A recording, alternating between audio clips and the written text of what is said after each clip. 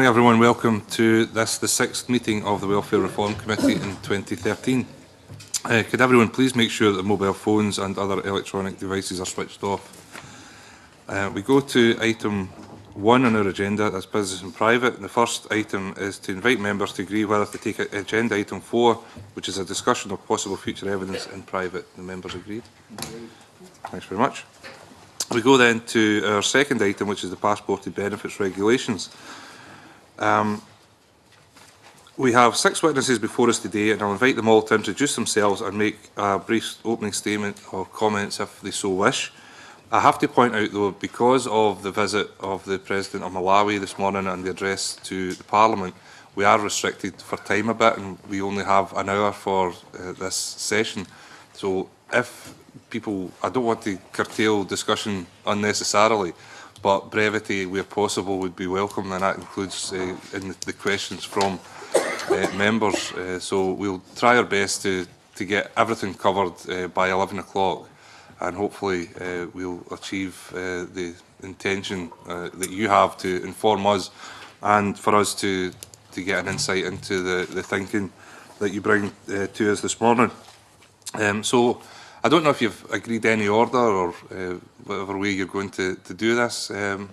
We'll maybe just start from my right. Lisa, do you want to go ahead? Yeah. Thank you. Good morning. I'm Lisa Marshall from Children First. Children First welcome the opportunity to give evidence and participate in the Welfare and Reform Committee roundtable discussion this morning on passported benefits. We welcome the committee's call on the Scottish Government to use its powers to mitigate the negative impact the Welfare Reform Act is likely to have on some of Scotland's most vulnerable children and families. We agree that the current priority must be to safeguard the existing entitlement in the transitional period to universal credit, and as such welcome the regulations. We do, however, believe that the redesign of passported benefits is the ideal opportunity to consider much wider issues. In this regard, we fully support the Scottish Government's intention to look more broadly at the way passported benefits are delivered in the future and look forward to contributing to future discussions on the subject. With regards to the current regulations, we would like to draw your attention to 8 in particular, which we believe should be considered as part of the wider review. Free school meals. We strongly support the widening of current eligibility for free school meals to ensure that all vulnerable children in Scotland are entitled. With regards to Regulation 2, whilst we recognise that this provision is rarely put into practice, we are concerned that a reference to state pension or pension credits is omitted.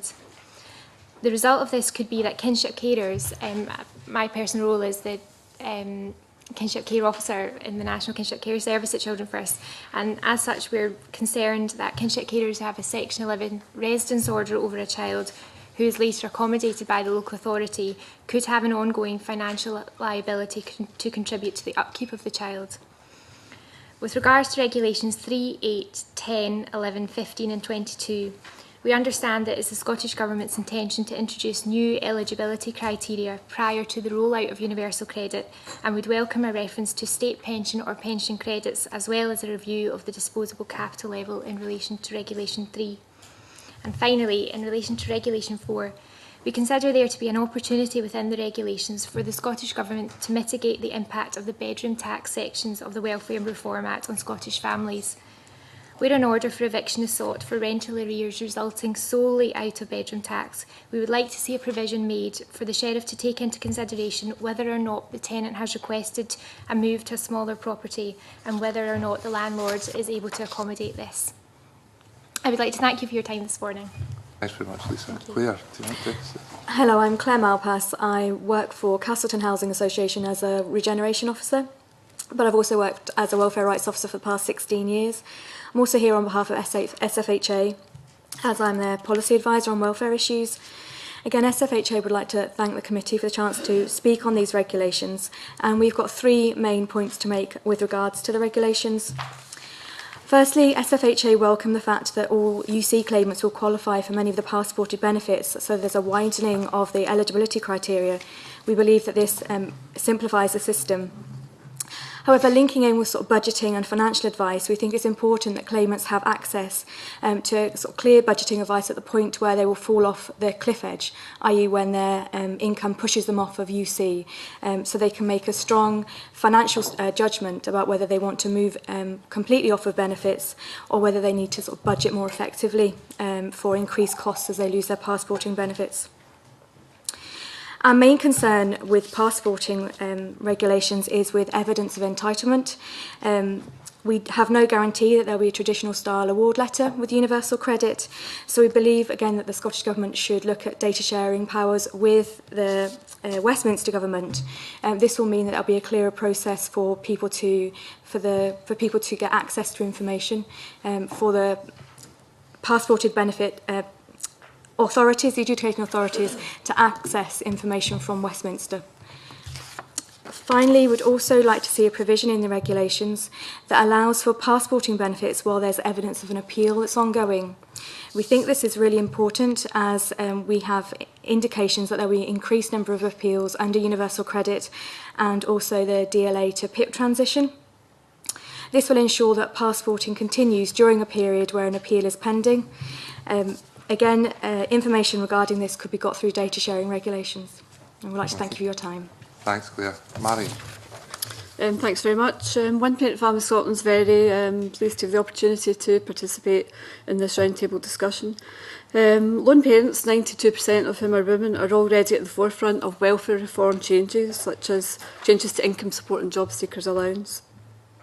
Lone mothers will be hardest hit by the government's programme of benefit cuts, and according to an analysis by the Institute of Fiscal Studies, they will lose on average 8.5% of their income after tax by 2015. Feedback from parents that One Parent Family Scotland works with through our helpline and through our website highlights that welfare reform is already affecting family wellbeing and will ultimately hinder the Scottish Government in achieving its child poverty reduction targets. And we know from our work in communities that passported benefits lone parents are most likely to mention and most important to them are health benefits such as dental care, optical vouchers and particularly free school meals, as well as school clothing grants and educational maintenance allowance. We believe that universal benefits are very efficient to deliver, and once a means test is introduced, it's very difficult to police and is very expensive. In our previous submission to ministers, we started from a position that any universal credit entitlement should generally be enough to establish eligibility due to the importance of entitlement for those in low-paid work. In particular, I think around free school meals, we would like to say that we've looked at this very closely, and we believe strongly that there's ways to improve access to free school meals, and this is an opportunity to do this over the coming period. Thank you. Thanks, Marion. John. Thanks very much. I suppose the first thing maybe just worth stressing is just how important and valuable devolved passport benefits can be to families. So, for example, a family with 2 children here in Edinburgh, free school meals alone is worth over £700 a year to them. So this is an important source of support to families. So I suppose it's in that context that we very much welcome the commitment to protect current levels of entitlement, and we do believe that the regulations that are before the committee largely cover the need to ensure that no one misses out as a result of changes to the UK system during the transitional period. I suppose more importantly, we welcome the approach that's been taken, like others, receipt of universal credit as the mechanism for passporting to key benefits sets a very helpful precedent for simplicity and avoiding poverty traps, not just during the initial Pathfinder period, but beyond the Pathfinder period. The approach avoids the need for the development of any new complex means test within universal credit.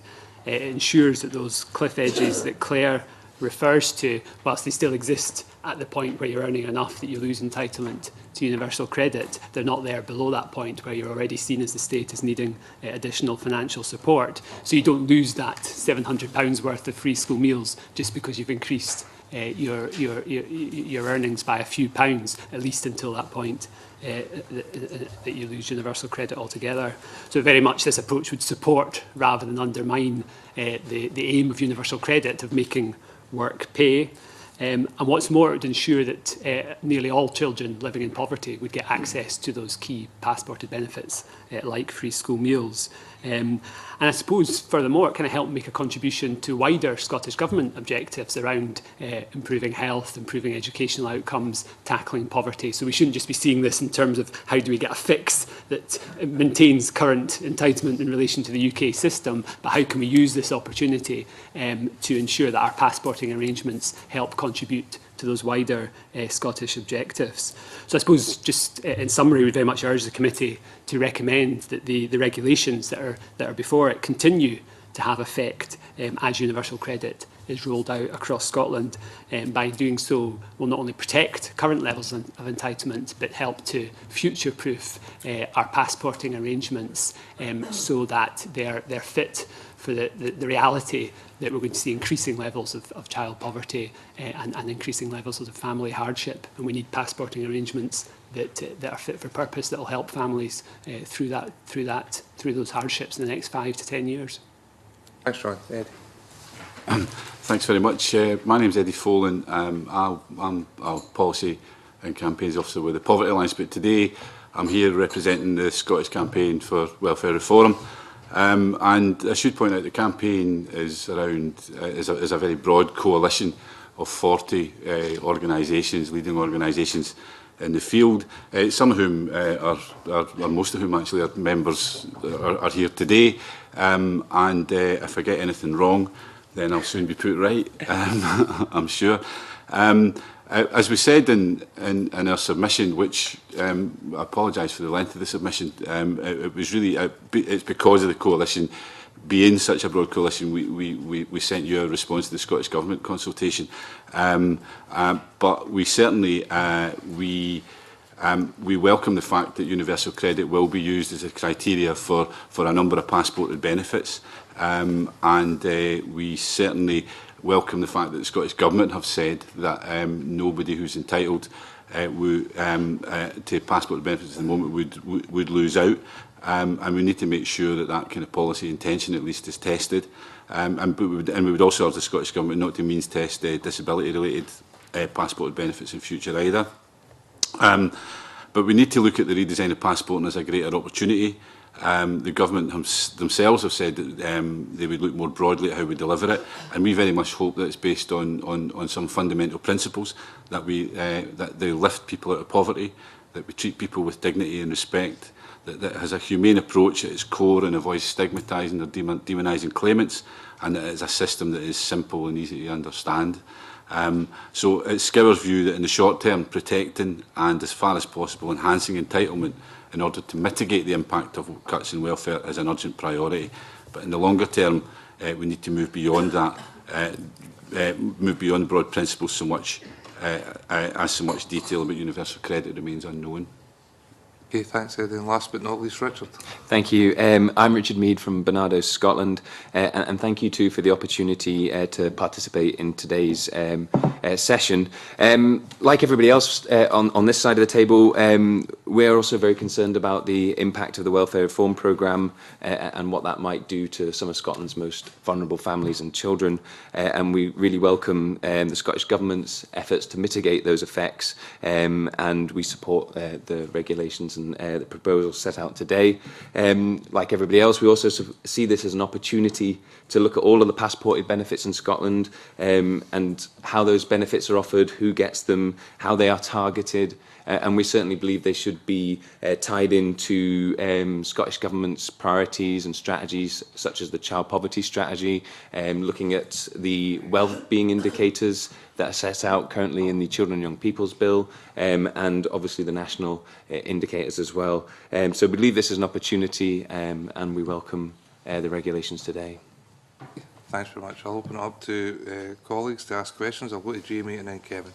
Thank you, Convener, and I want to pick up on something that's in the Scour submission, and Eddie highlighted the point again, but I see in the submission that you've said the intention behind the new regulations is to make receipt of universal credit criteria for entitlement to a number of passport benefits, and then further down that paragraph, such an approach is the most effective way forward. I think John Dickey was indicating he had a similar opinion. Can you set out in a bit more detail why you've come to that position. Ask that to John. You That can- one, is anyone that can okay? take I'm it. Sorry about that, because I know that he'll know that one in more detail than me. But I suppose it's going back to some of what I said in my introductory comments. I think what we did, and we did as CPAG, we've done some modelling looking at what the alternatives might be in terms of finding thresholds within universal credit at which you might try and create an equivalent point at which people are passported to key devolved benefits. And the problem with them all is you do end up creating these cliff edges, points at which people still on pretty low incomes lose entitlement to literally hundreds of pounds worth of valuable benefit, free school meals, for example. And the only way to get around the other issue that there's the complication is we still don't know how award notices are going to look, how clear it's going to be, what incomes people are, what income thresholds that there might be within universal credit, so what information will be there to allow that passporting to take place, we're still not clear about. So the obvious solution is just to say, and the simplest solution is just to say, well, any universal credit, that should be enough to entitle you to those key passported benefits. So it's about simplicity, it's about avoiding the need for trying to create new means tests for devolved benefits here in Scotland within universal credit. It's about avoiding the issue around creating just income thresholds that don't take into account the number of children in a family, the circumstances of that family, whether there's disability in that family. So it's clearly the same level of income for a family with 3 children, one of whom is disabled, doesn't go as far as for a family with 1 child. Universal credit, the original, the UK benefit does take those things into account. So creating a system within that that would do that would be a lot of duplication of effort. It would be very difficult to do. So I suppose it's largely around simplicity. It's largely around making it very clear cut. That's helpful. I mean, presumably, Marion, that's why in your submission you're setting out universal benefit, and you made this point as well. Universal benefits are very efficient to deliver. I mean, is that the essence of what John has just said? That's why you've come to that position. Yes, I think particularly around free school meals. I think at the moment parents who work over 16 hours are entitled to working tax credit, don't get free school meals for their children, and it creates a benefit cliff edge, as John has said, and it really reduces the gains from work. I mean, if you think about a lone parent with 2 children over the year, can add up to about £800 in terms of the cost of school meals. A parent with 3 children, over £1,000. So I think we argue quite strongly that, particularly for for support for lone parents to move into work, the universal access would be the best option, but using universal credit as the trigger would be our favoured option, and not just for economic reasons but for health reasons. I mean, we've read so much about Scotland's children, poor health, the food that they eat, and we think that the more children that have access to school meals and have a healthy diet is going to actually save money in the end. And I think that's a consideration in relation to how we look at this, that perhaps more expensive to start off with, but let's look at the ongoing reduction in costs in terms of the health service and the other costs in the long term.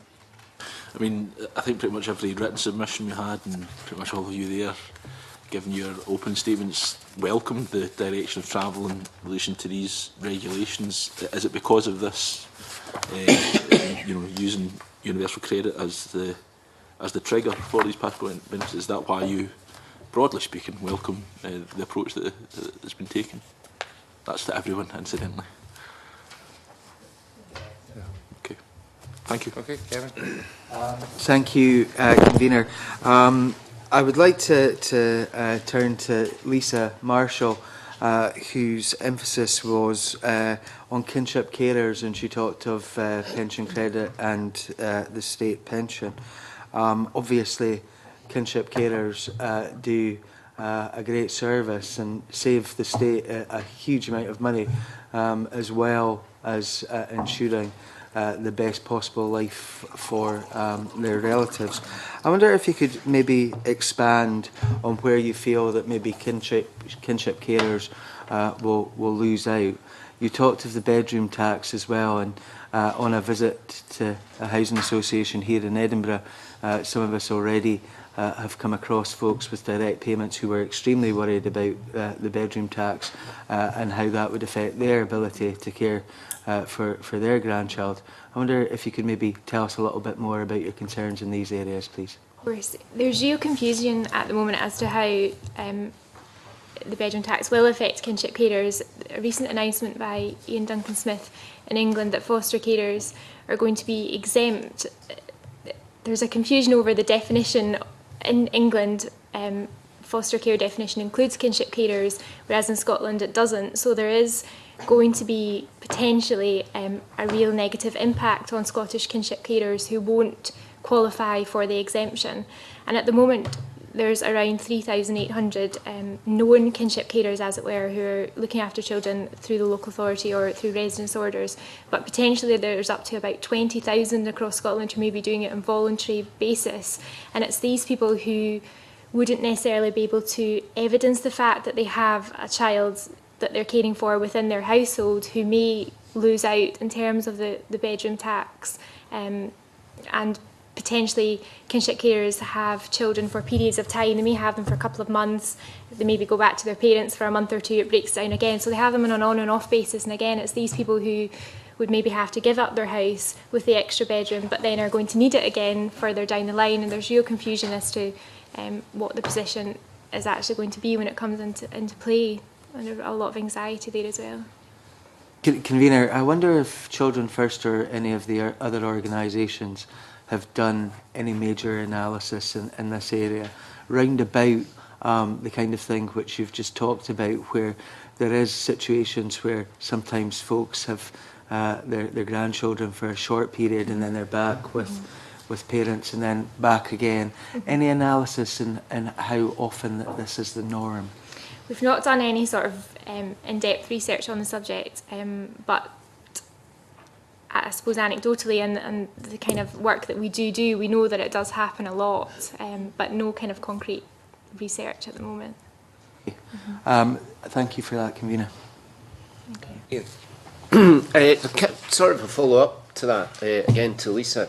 Yeah, I thought you made some specific suggestions around how the regulations might change to take account of issues to do with state pension and pension credits, and I just wondered if you could enlarge on that a little, exactly what it was you were suggesting. Of course. In relation to Regulation 2, when a child is taken into care and the family is potentially asked to make payments to local authority to maintain the child, and we do know that this is very rarely put into practice by local authorities, but there is an omission in there of a reference to state pension or to pension credits. So, for example, a kinship carer who takes on a child, legally goes to the court and gets a Section 11 residence order, and things break down and the child is then taken back into being accommodated by the local authority, as it were. The majority of kinship carers are grandparents, so there could be grandparents that are on state pension, kind of bare minimum, who are then could potentially be asked by the local authority to pay a contribution to the maintenance of the child who's now in care. So we think that there's a real kind of issue there.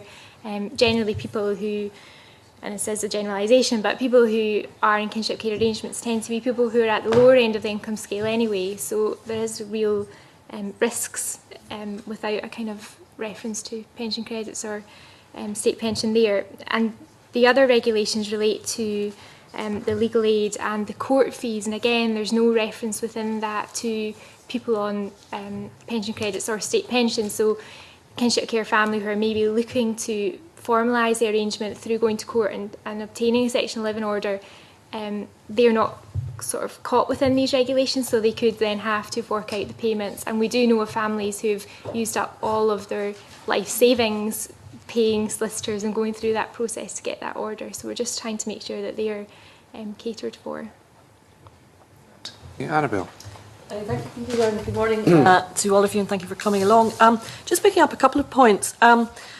One, dealing with the issue of the bedroom tax at this point, and whilst welcoming the exceptions that were announced last week, nonetheless, sadly, the vast majority of people vulnerable people are still affected by this. And I just wondered, because obviously for many of you, you have a crossover with family law issues, because that's the issue still hasn't been resolved, in that the parent that doesn't have a residence order but seeks contact with a child, and depending on the age of the child and the bedrooms and all the rest of it, that can be a very important element that, you know, the sheriff will be required to take into account when considering an application for contact. And I just wonder, in terms of your expertise, you know, what thought has been given to that? What advice, you know, could be given to individuals to help them, because that is a serious infringement, I would have thought, with their right to family life.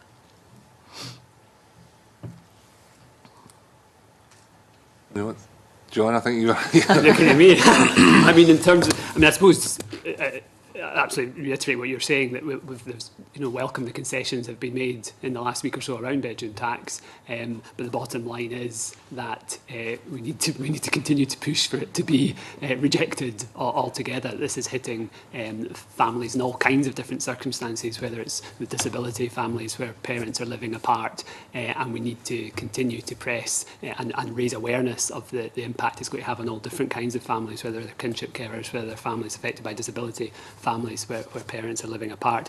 I mean, at the moment, I'm not, in terms of the sort of detail on kind of what kind of legal advice to give to parents who are facing that situation, or families that are facing that situation. I would need to go away and think more about that, and perhaps speak to colleagues. I mean, we kind of sort of experts in the benefits side of it. In terms of the family law side of it, that's not an area of our expertise, but I'm not sure if others have.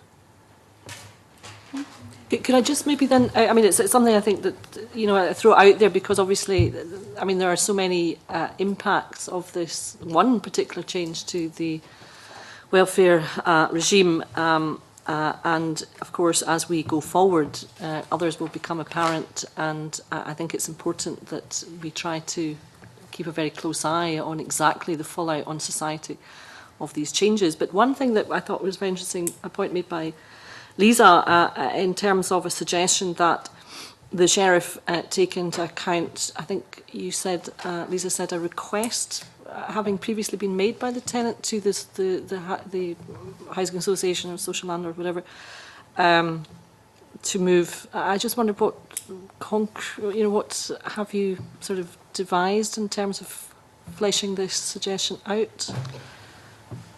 I suppose we've not fleshed it out in any considerable way. We just feel that there is an opportunity there. I suppose it's widely known that local authorities and housing associations don't have a number of small properties to accommodate people. So our thinking was just that if it gets to the stage where there's solely rental arrears based on the bedroom tax, there's nothing else kind of in the mix there, because often there are lots of other reasons where you would maybe seek eviction, but there's only rental arrears based on that the sheriff should have to consider whether the tenant has asked to be moved and whether the landlord can't accommodate that, because you would then have the situation where there's nothing more the tenant could do there.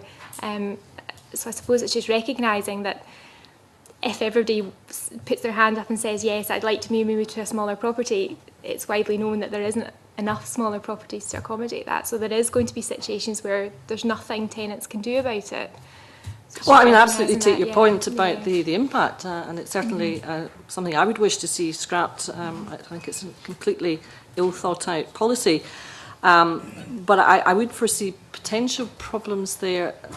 One being it's sort of the premise is that the tenant would say that I wish to move, but I mean, in fact, in many instances, the tenant wouldn't really wish to move because the property the tenant's in is the property they've been in perhaps all their lives, and why, you know. So I mean, I think it's an interesting idea, but I'm not entirely convinced that it's the best way forward. I mean, I see other ways forward, which is not to have the tax in the first place and have, therefore, control here in Scotland over these things, so we don't have to be subject to other people's policies. But I think anyway, it's an interesting idea, and it is very instructive to see that experts like yourselves are really turning to the practicalities to see, you know, together what we can devise. Thank you, Convener.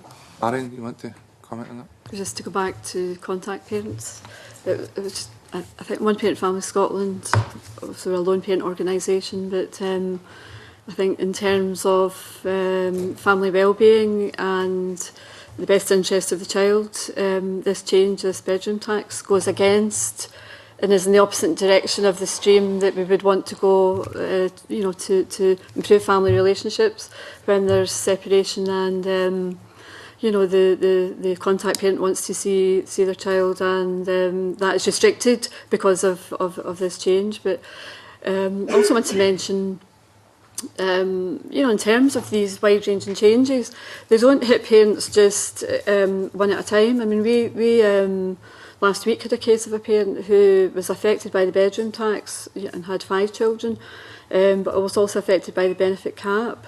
So actually her situation is pretty dire because her income is not only being reduced, but our costs are going up because our rent's not going to be paid. So there's a whole combination of changes here that are all interconnected and are going to have a devastating effect on, you know, particular groups.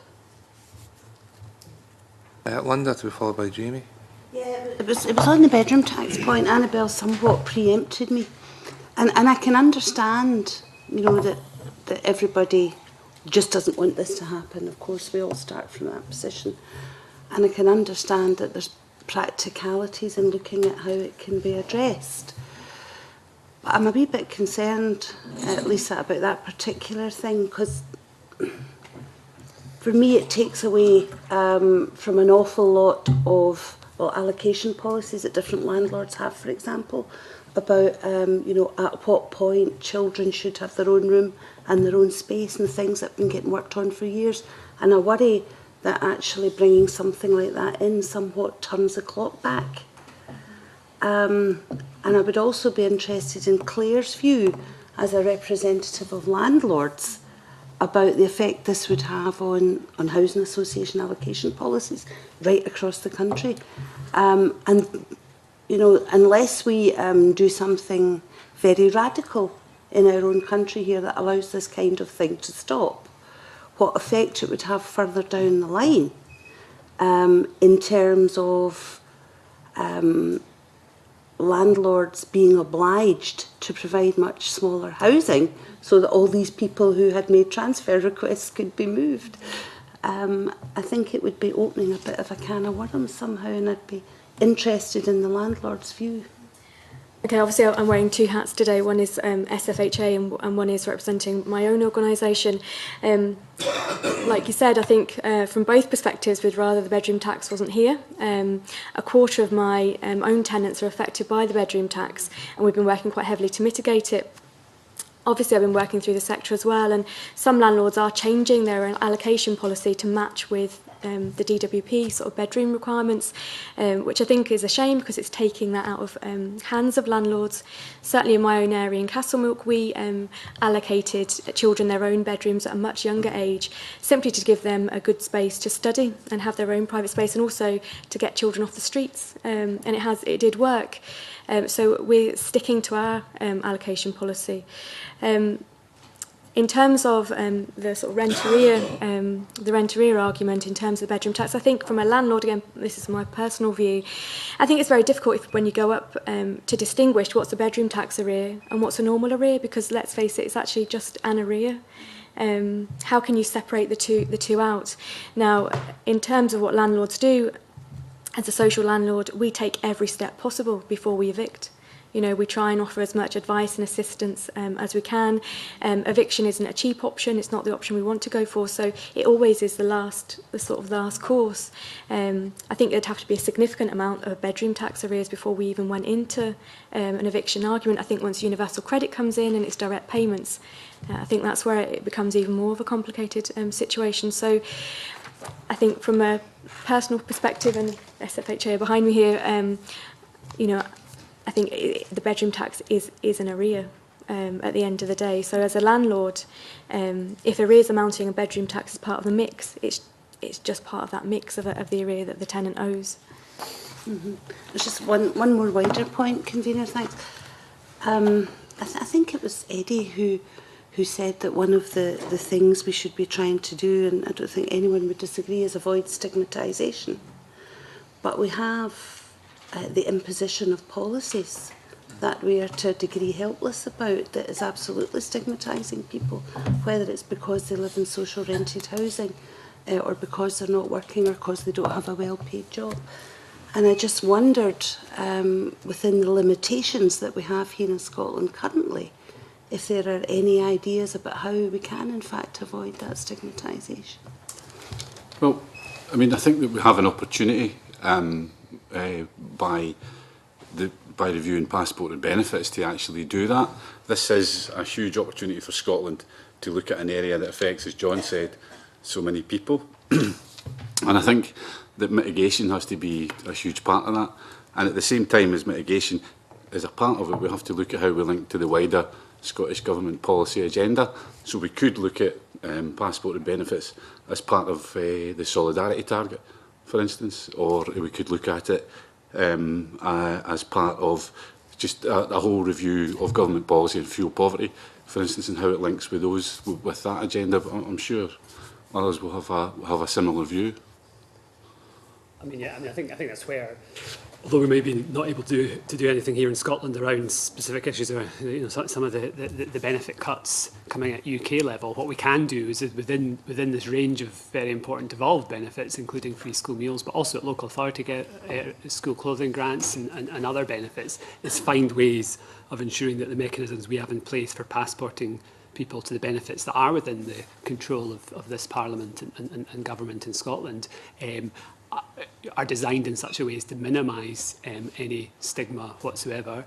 I mean, we think the ideal way of doing that in relation to school meals is to remove the means test altogether in terms of free school meals. I think universal credit, the introduction of universal credit, creates an opportunity to at least move in part in that direction, so that you expand entitlement, potentially reduce stigma because there's no additional means test. It should be very straightforward. You know, you're a family receiving universal credit. That's quite easy to evidence. You become entitled to a free school meal. More children are entitled to a free school meal. There's less barrier. There's less to parents going through the process of claiming a free school lunch for their parents. So I think across every passported benefit, it's important that we look at how do we do this in a way that absolutely minimises any risk of stigma for the child, or any risk of kind of just a barrier to parents. Do they want to go through, you know, of that going through another process, filling in another application form to get a benefit that's actually within the remit of the Scottish Government, the Scottish Parliament, or local authorities. And in terms of relieving the pressures, so maybe there's nothing we can do about the additional pressures that bedroom tax, or maybe limits to what we can do around the additional pressures that bedroom tax are going to impose directly in relation to housing policy. But what we can do is relieve pressures elsewhere on family budgets, so that pressure to pay for a free school, to pay for a school lunch, that pressure to find the money to equip the child for school in terms of their clothing, their PE kit. There's things we can do there that very directly relieve pressure on families. Issues around relieving pressure by investing in energy assistance programmes, which is one of the things I actually want to flag up, that I think we need to make sure that the committee does scrutinise passporting arrangements for new energy assistance schemes. So there are areas where we can relieve pressures on family budgets here in Scotland, which at least means there's more resources there to try and juggle the challenges and the cuts that are being imposed from elsewhere.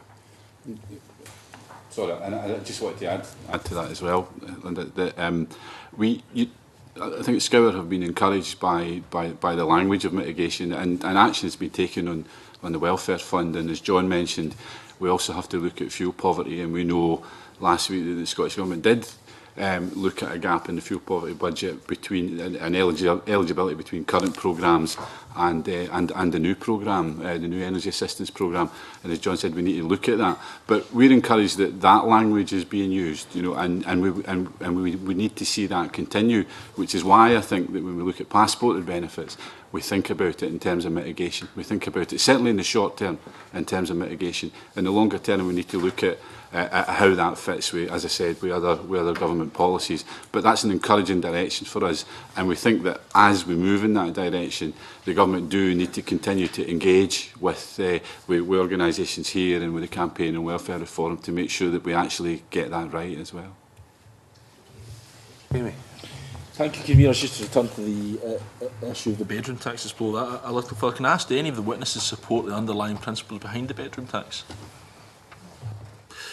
There's been talk of mitigating against the effects of the bedroom tax. Would you all accept that an approach that seeks to mitigate that tax, which we all accept, says we don't accept the underlying principle behind, is somewhat limited? If this Parliament had the legislative responsibility for welfare, would you be asking this Parliament to mitigate against effects or not legislate for it at all? We'd be giving exactly the same message to this Parliament as we're currently giving to the UK Parliament that has that powers at the moment, which is that this that needs to be reversed. We need to not impose the bedroom tax.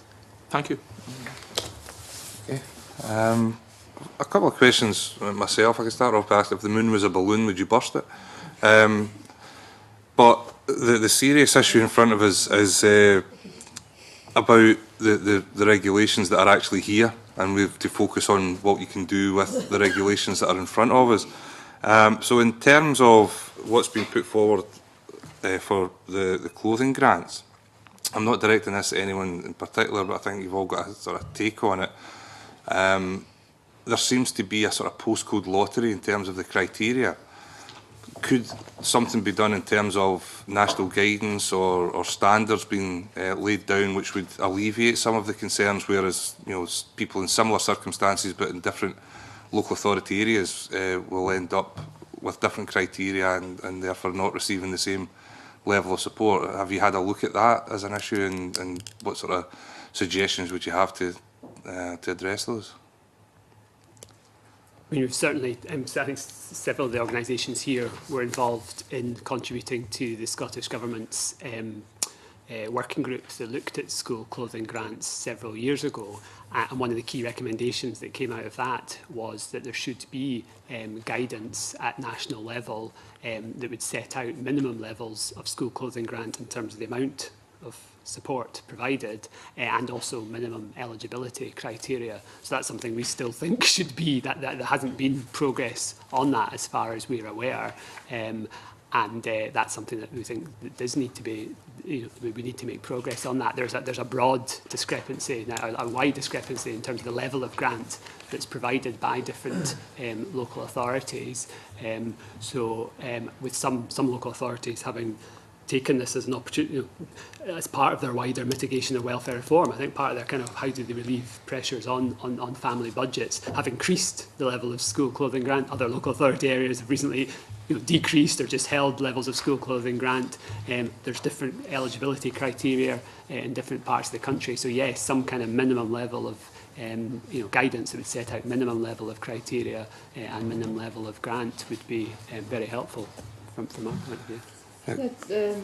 Just to support, John's position, school clothing grants are very, very important to lone parents, and in the context of welfare reform, we've said anything that can be done in relation to improving disposable income is, would be very positive, and I think the differences can be quite extreme in terms of what support is given to parents through school clothing grants, depending on where they live. So we would very much support national guidance. Also, there's issues around actually access to school clothing grants and, in fact, school meals. And we found parents in Glasgow who are on benefit but don't actually get free school meals for their children or school clothing grants because they don't have a bank account. And that's very unfortunate, so I think we should look at the process as well. So therefore, when you get the application form and you can't fill in the bit which is about your bank account, therefore is a barrier to them proceeding to claim these two benefits. So I think there's a wider issue around that as well. I was just going to add to that. I think it goes back to the really important point of making sure that what benefits there are, whether national or local, is ensuring that families get what they're entitled to, particularly now when they're going to be feeling much more financial pressure, and actually making that process as easy as possible. I mean, we've certainly heard of lots of families that come to our services that aren't necessarily getting all the benefits that they should be, whether it's school meals or free clothing grants, and these can be huge helps. I mean, these little things can make a huge difference to the the families in question. And I think as part of whatever we look to develop and whatever opportunity we take to look at how passported benefits are in the future, is that making sure that take-up is as close to 100% as we can get. Kevin, you want to... Convener, often nowadays you can pick up school uniforms for quite small sums of money, and you know, lots of folk go out there and shop and get things quite cheaply. Is it still the case that some local authorities are very restrictive in where folk can go with the vouchers? Often some of the more expensive shops and suppliers, where folks are not getting as much as they would do if they had that freedom to go to some of the supermarkets to buy the clothes that they actually need for their kids. Yeah, certainly. Certainly, the last time we looked at it, that was an issue, and I think it was something that was discussed at the Scottish Government's working group as well. That not only at local authority level, but in terms of individual schools, they may have a supplier and have a particular uniform with a particular braiding on the blazer, and there's a single supplier for that uniform, and there's an additional cost attached to that compared with getting a blazer from Asda or whatever. So there are other ways in which, you know, I think part of that wider national guidance should be around specifying if schools are going to have additional criteria and more restrictive suppliers, then they need to have in place the arrangements to ensure that the additional costs are met for those children from families on lower incomes. So that needs to be part of what we're looking at in terms of the whole approach to school clothing. So we're actually penalising folk and not giving them the choice that others may have, which actually would be much cheaper and actually provide folk much more for their kids if they were given that freedom of opportunity. Yeah. Yes, I mean we didn't take a view on whether schools should have that. But that certainly needs to be taken account of, and they need to make sure that that it doesn't impose any additional barrier, any additional costs or discouragement to children from low-income families. Thank you, Convener. Linda, you want to comment? I was really quite shocked, Convener, to hear Marion say that in Glasgow people can't access grants that they need because they don't have a bank account.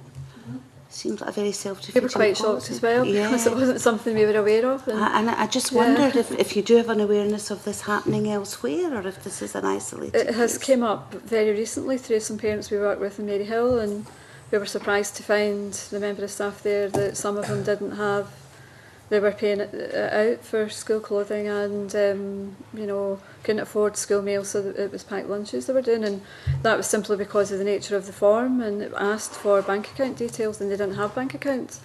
And I think they had post office accounts, but that wasn't deemed to be acceptable. So I think there's a whole issue around access to accounts, and you know, it can be as simple as, what proof do you need to be able to get a bank account? You may not be able to afford to get a passport, you may, but you know, there are certain criteria that you have to meet to get these things. And so yes, we are pursuing as to how we can you know, kind of take this up with the council. Yeah, it seems, Convener, that on one hand we're trying to mitigate the effects of something that's coming from Westminster, and here we are with something that's coming from Glasgow City Council direct, very locally. It seems bizarre. John. Add to that, I think there's opportunities here as well to make sure that as universal credit is introduced, that we find ways, the Scottish Government and local authorities and UK Government find ways of sharing information, so that rather than families having to go through another application process to access a school clothing grant or free school meal or whatever, that they're just automatically, information is shared, so that benefit is provided before, without them having to go through an additional process, because we know what they're, you know, if they're entitled to universal credit, that information is there at one level of government. Why is that not just shared immediately with local authorities and schools, so that a school meal provision is made without the need for additional application? So I think there's a whole area there, and hopefully we can get into the detail of some of that over the coming months, about how we can maximise information sharing and get kind of automatic processes of sort of automatic entitlement built in to avoid those kind of application processes, who in part throw up the problems that Marion's talking about, but also add to the kind of whole stigma, that kind of barrier to accessing of benefits that discourages too many low-income families. Claire, sorry. Just to add to John's point, and I sort of mentioned it in my earlier speech, yes, I think that's a key thing, is the data sharing, and so that people don't have to go through another application process, and also to do with what evidence people need to provide, because sometimes I have clients, if they haven't got award letters, they'll be told to go and get a bank statement, because that will show what benefits they're on, and the bank then charge them for that bank statement. So in order to access the benefit, they may be having to pay £10 for a bank statement, which again, it seems a crazy situation. So yes, I think the sort of simplest sort of lines of verification of information is important. Annabelle, you want to ask? Yeah, it was just slightly broadening out the subject, convener, for me, and I think we're running up against our time anyway. The panel may know that the committee are meeting next week with the UK Secretary of State, Mr Ian Duncan-Smith, albeit not in a formal session, sadly, because he has refused to do that, but I suppose something is better than nothing. And I just wonder if the panel could, if they had the opportunity next week, as we will, what one issue they would raise with Mr Ian Duncan-Smith next week.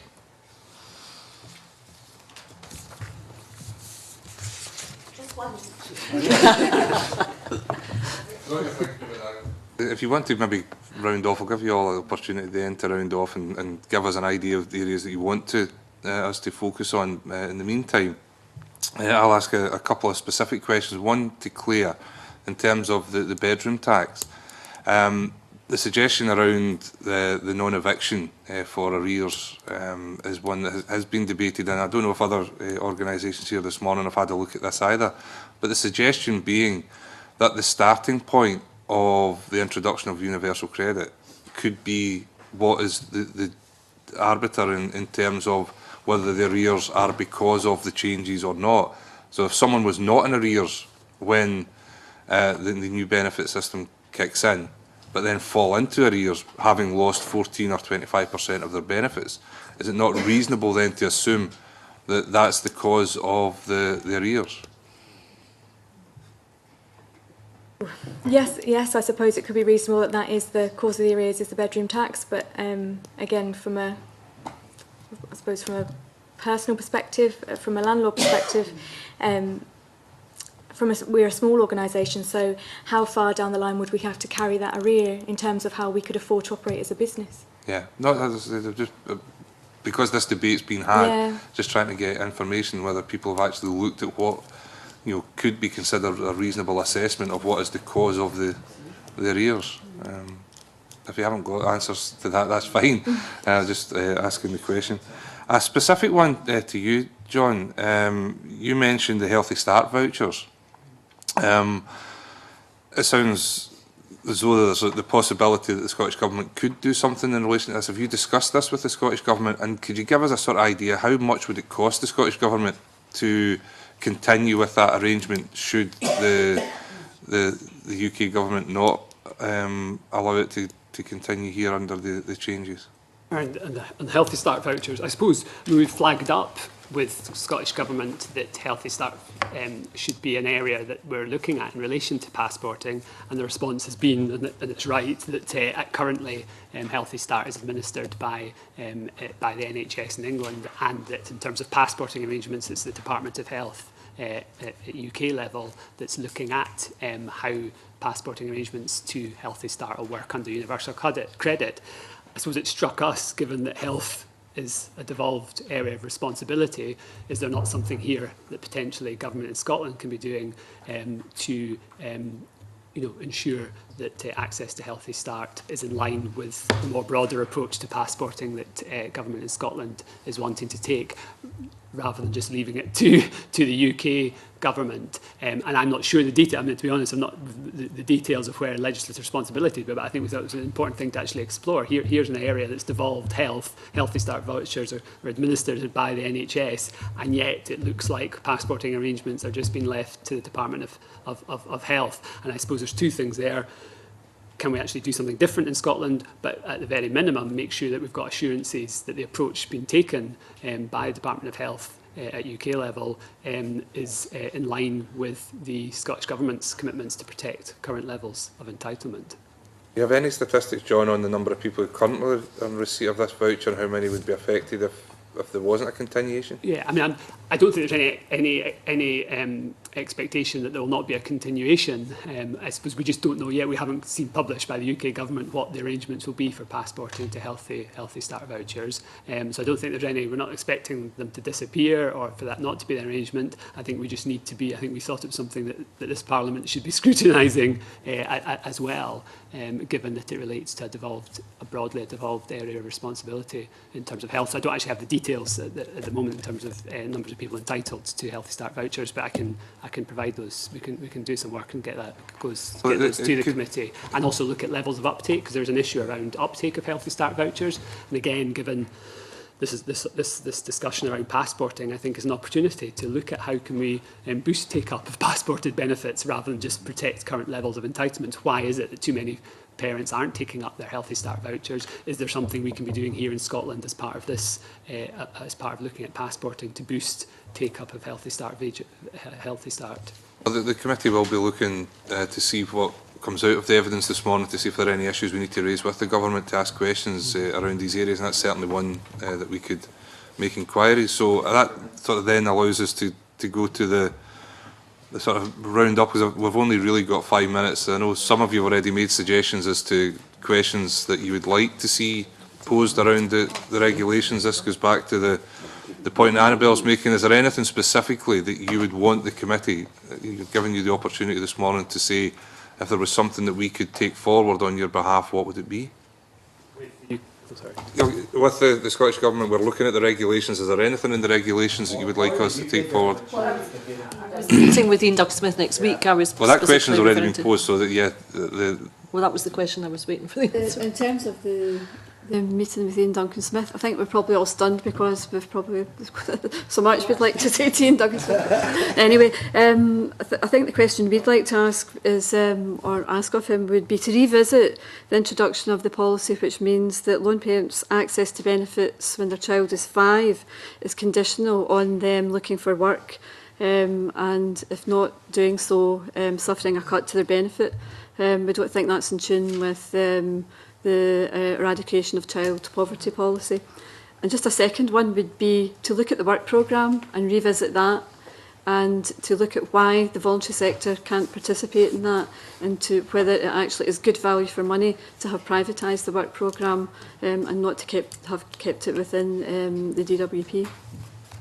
Richard. Sanctions for people on benefits, particularly those seeking work already. We work with a number of young people through our Barnardo's Works programmes, and some of the reasons why now that they are sanctioned for sort of not meeting the criteria of claiming their benefits, whether it's not turning up to a job centre with a properly filled in form, whether it's missing an appointment for a totally legitimate reason. These sanctions or these conditions are going to be much, much worse under the new system.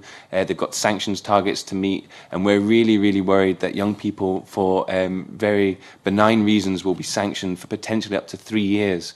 And that's a real concern in terms of obviously their welfare, the money that they will have available to them to keep them out of poverty, particularly if they have any dependents. And then in terms of what we're talking about today, if we are talking about universal credit being the eligibility criteria for passported benefits, if someone has been sanctioned, they could potentially lose all those passported benefits too. And we would certainly implore the Scottish Government and the UK Government to look again at sanctions, and if someone is sanctioned, how they can still claim passported benefits that might support them and their family. Anyone else? Lisa? Just like to say again, thank you for your time this morning, but the one issue I suppose Children First would like to see raised with Ian Duncan-Smith, if possible, would be the recent announcement that foster carers will be exempt from the bedroom tax in England, and well, foster carers in general, and just I suppose highlighting whether they're aware of the difference in the definitions, that in actual fact kinship carers in Scotland could really miss out due to that. Okay, Claire. I suppose mine are around bedroom tax issues, as you'd probably expect. Firstly is for them to revisit the whole policy, which obviously is a big wish. But also it's an issue that was raised earlier about looking again at allowing an extra bedroom if you have access to a child. I think that is a real crucial issue for people. And I suppose the second point would be to look at increasing funding for DHPs, particularly this discretionary housing payments, particularly in this first year that the bedroom tax is coming in. It's no secret that Glasgow, if they awarded a bedroom tax DHP for everybody, would run out of money in 3 months this year. So increasing funding for this first year in particular, but also an extra bedroom for access arrangements. Fine. The biggest threat to Scottish Government and Scottish ambitions to end child poverty coming as a result of UK policy is around the uprating policy. So that's what's really, that's the biggest driver in terms of the forecast of increased levels of child poverty. Is the initial decision to switch uprating of benefits and tax credits for families both in and out of work from RPI to CPI. That the IFS identified that as the biggest driver in terms of increasing levels of poverty. Since then, we've now got the proposal to cap any increases in benefits and tax credits to 1%. That's going to drive even more children and families into poverty here in Scotland. So I suppose the challenge there is how do we in Scotland take forward the Scottish child poverty strategy when there's such a threat undermining the efforts that have been made here in Scotland on that. And perhaps more constructive, more specifically and pragmatically would be to pick up on this issue of information sharing, how we can ensure that as universal credit is introduced and rolled out in Scotland, that we're sharing information that allows families to access passported benefits without any additional need for further application processes. Okay. Eddie, do you want to have the final minute? Yep, okay. And just to support what my colleagues have said, given that they are all members of the campaign, we would clearly support that. I think maybe just to bring the focus back to Scotland a wee bit and the huge opportunity that there is with the powers that we will have on passported benefits to look at mitigation, and something that John said as well, not just about maintaining what we have, but looking at how we can extend that and go back to those principles about lifting people out of poverty. I think that's a really important thing that we need to focus on here, and making links with work, because one of my other roles is coordinating the Scottish Living Wage campaign, and that's a policy that has developed well, and has certainly gained a lot of kind of credence, certainly in the public sector at least, and we need to also look at how how benefits match up with that policy. So when we look at the wider Scottish Government agenda, that's something we need to think about. Okay. Thanks very much to you all.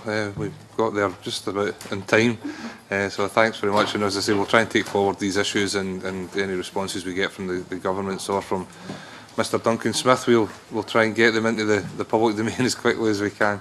Okay, but thanks very much. And because the next two items are in private, we have to close the meeting to the public at the moment and continue. We'll take a couple of minutes for a break.